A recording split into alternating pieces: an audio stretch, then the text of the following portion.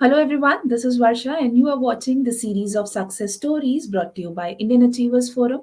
So once again, we are here with you all to discuss the success story of one more achiever of ours, and this time we have with us Dr. Kumar Visvanathan, who is an HR professional with over 30 years of experience in the IT industry. He was awarded an honorary doctorate in people management in 2019 by a New York university. He is also a recent recipient of Man of Excellence Award 2022. But before we actually start the conversation with him, let's quickly have a look at a very small video telling you about what we actually do.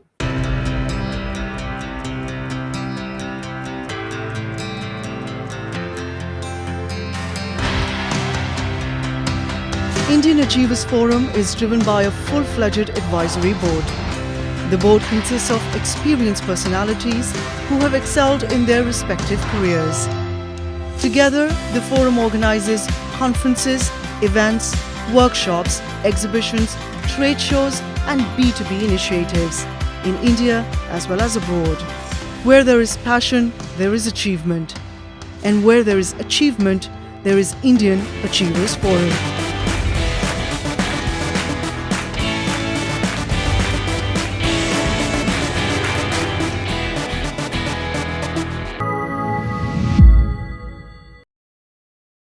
Hello, sir. Hello. How are you? Very good. Thank you. Right, sir. So before we actually start our conversation, I'm very keen to know that how did you actually land up to the idea of choosing this particular profession for yourself? To be honest with you, Varsha, actually, it was an accident. Way back in 1992, when I started my journey, I started as a software engineer. Those days, computer science software was the thing that came into the Indian education. And then I was one of those early people to choose computer science. I joined a company as a C programmer. I was doing C programming, Foxbase, Clipper, and things like that. And it so happened one day, I think my HR person or the recruiter was not in office, and my manager asked me to go and do an interview. And I had no idea what interviewing is. I never met people for an interview before. And I was also young and scared. But the manager just pushed me, just go spend some time with that individual and find out whether he is good. I spent some time nervously. And then, in fact, I was nervous more than the candidate. I still feel that.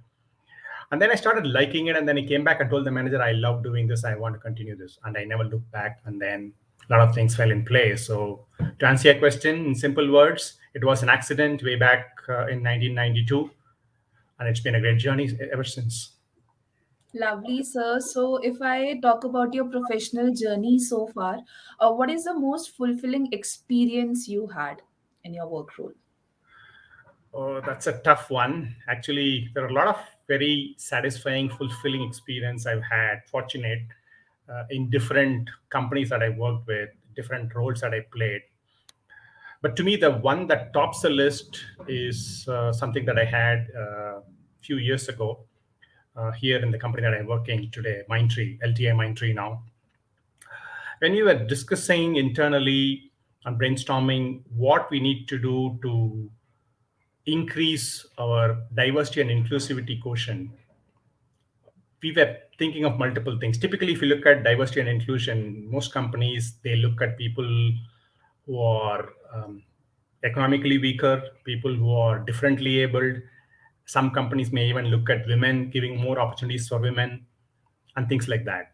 So I said we should do something different, and I wasn't convinced with those kind of initiatives because those things are things that people do.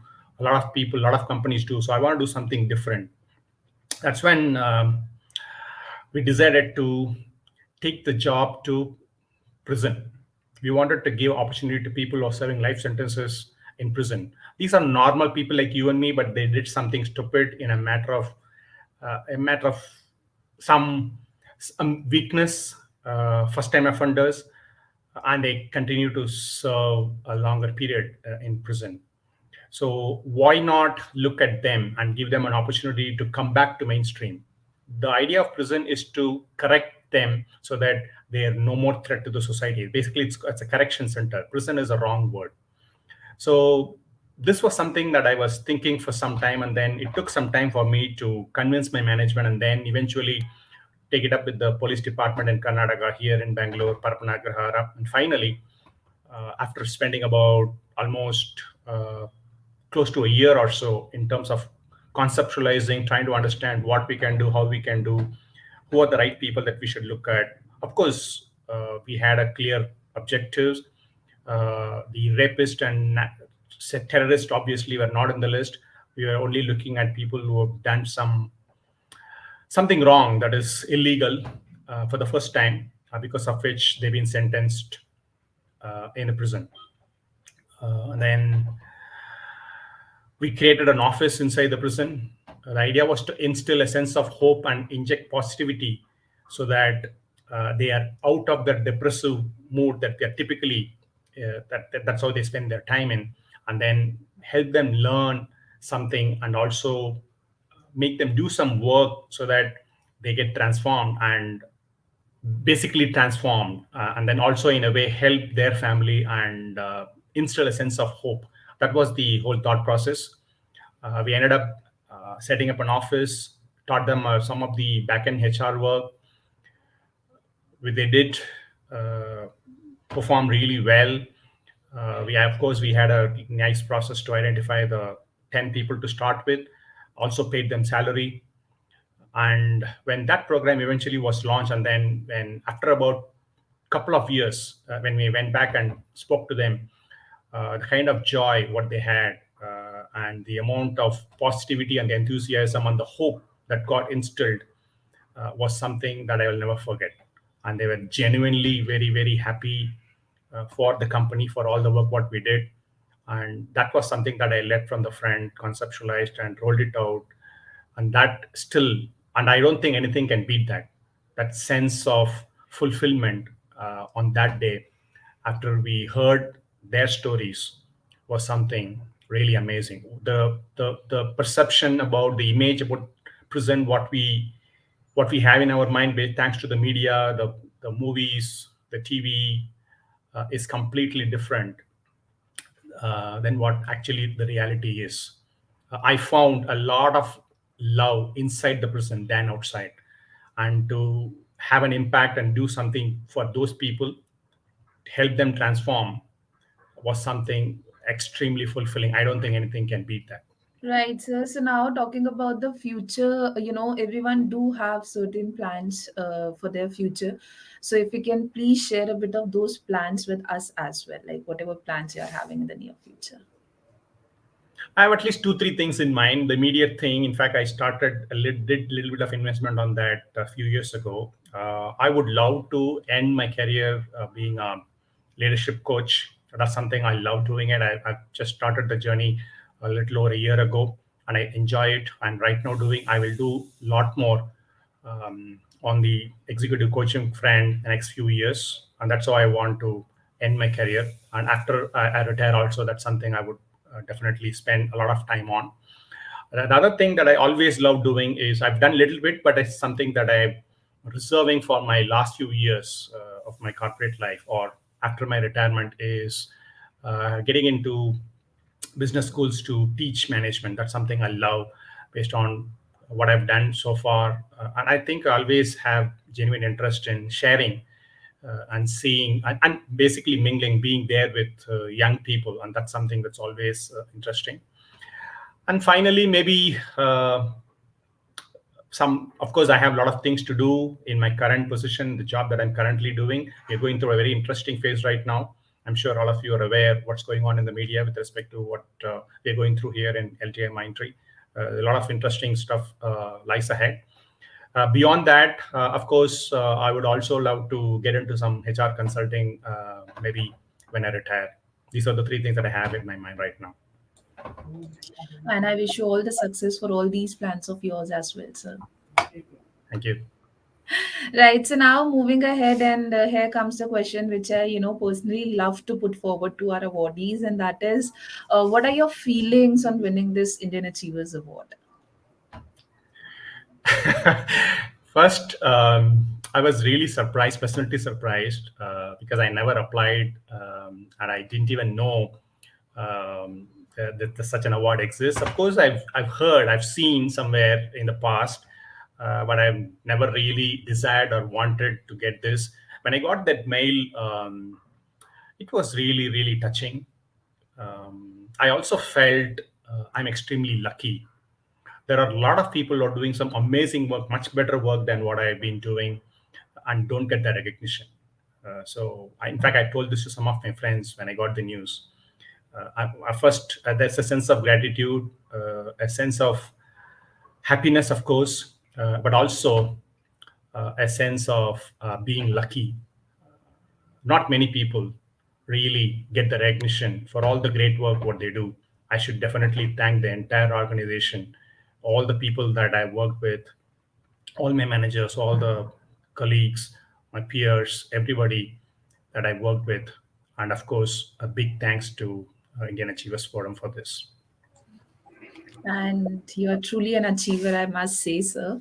So now, talking about your social contribution too, though, like we have just discussed about your professional role and also the near future plans as well. So we would love to know about your CSR activities too that you're involved in, please. Yeah, as a company, there are a lot of work that we do in Mindtree and also now in LTI Mindtree. If just for you to know, to be a little local here, we've set up a beautiful park for the differently abled in Cubbon Park here. In fact, we have set up one in Calcutta. I'm sure some of you, if you're following LinkedIn, you will see that. And of course, this is part of our DNA. If you look at the history of the company, this is something that we've been doing for ages. It's part of our vision and mission statement.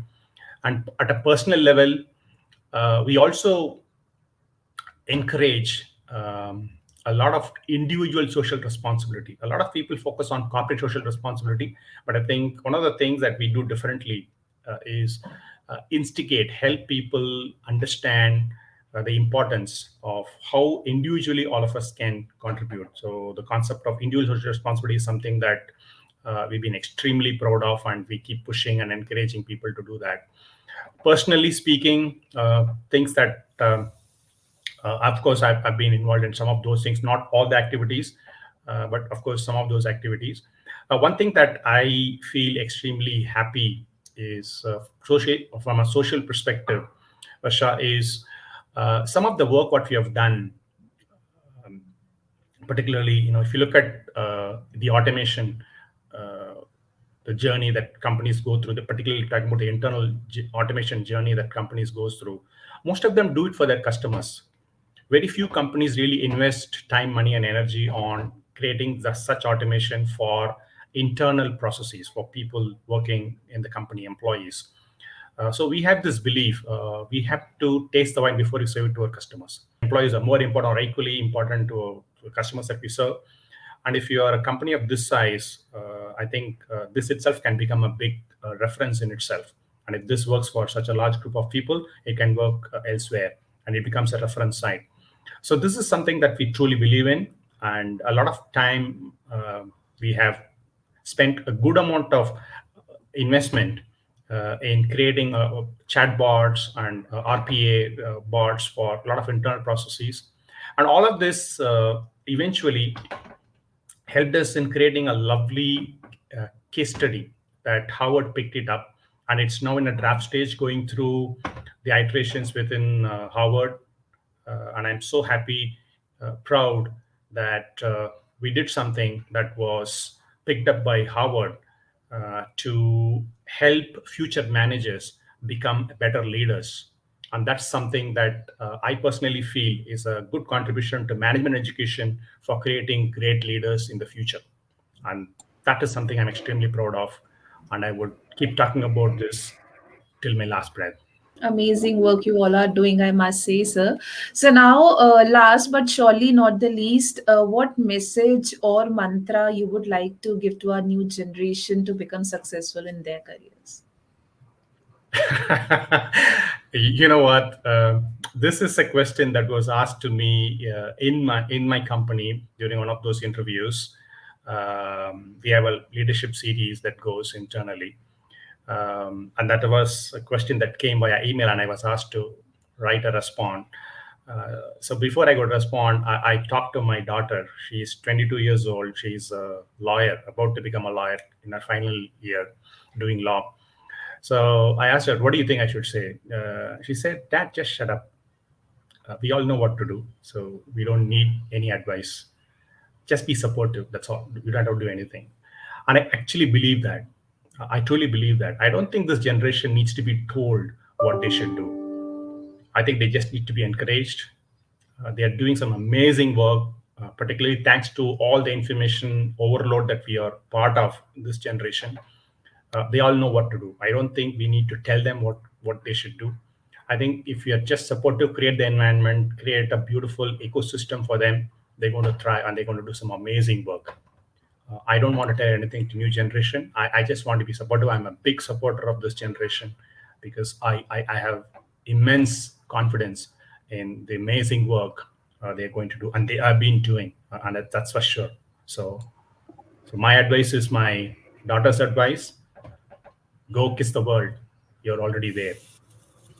Very, very rightly said, sir. Support and encouragement, I guess, is the biggest thing that somebody can ask for and somebody can do it for somebody. So, thank you so very much for joining with us today. It was pleasure talking to you, and I wish you all the success for all your future endeavors, and may you continue to inspire us the way you are doing. Thank you so very much for your time. Thank you, Asha. Thank you once again to the entire Indian Achievers Forum for recognizing. Thank you very much. Bye bye. Thank you.